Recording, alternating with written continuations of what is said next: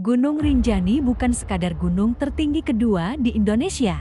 Bagi masyarakat Lombok, Rinjani adalah tempat suci, rumah para penjaga alam, dan wilayah yang tak boleh disepelekan. Banyak kisah nyata yang beredar. Namun satu peristiwa pada awal tahun 2010 menjadi cerita yang hingga kini masih dibicarakan oleh para porter dan relawan. Seorang pendaki pria berusia sekitar 27 tahun, sebut saja Ardi, datang ke Lombok bersama dua temannya. Mereka berencana mendaki Rinjani melalui jalur Sembalun.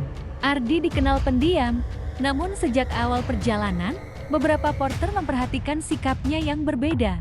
Ia sering berjalan paling belakang, menatap kosong ke arah hutan, seolah mendengar panggilan yang tak terdengar orang lain. Pada hari kedua pendakian, rombongan tiba di Pelawangan Sembalun. Malam itu, angin bertiup kencang dan kabut turun sangat tebal. Seorang porter memperingatkan agar tidak berjalan sendirian, apalagi menjelang dini hari.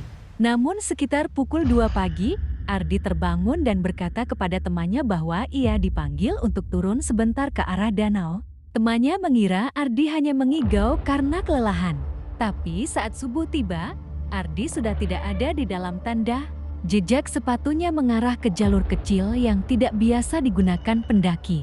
Panik mulai menyebar. Laporan segera disampaikan ke base camp, dan tim SAR bersama relawan lokal mulai melakukan pencarian.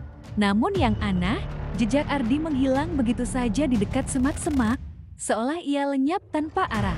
Hari demi hari pencarian dilakukan. Drone, anjing pelacak, hingga ritual adat oleh tokoh setempat pun dilakukan. Seorang tetua adat mengatakan bahwa sebelum mendaki, Ardi sempat bersikap tidak sopan, berkata kasar dan meremehkan larangan adat di Rinjani. Beberapa relawan mengaku mengalami kejadian janggal. Ada yang mendengar suara langkah di tengah kabut, namun saat didekati tak ada siapa-siapa.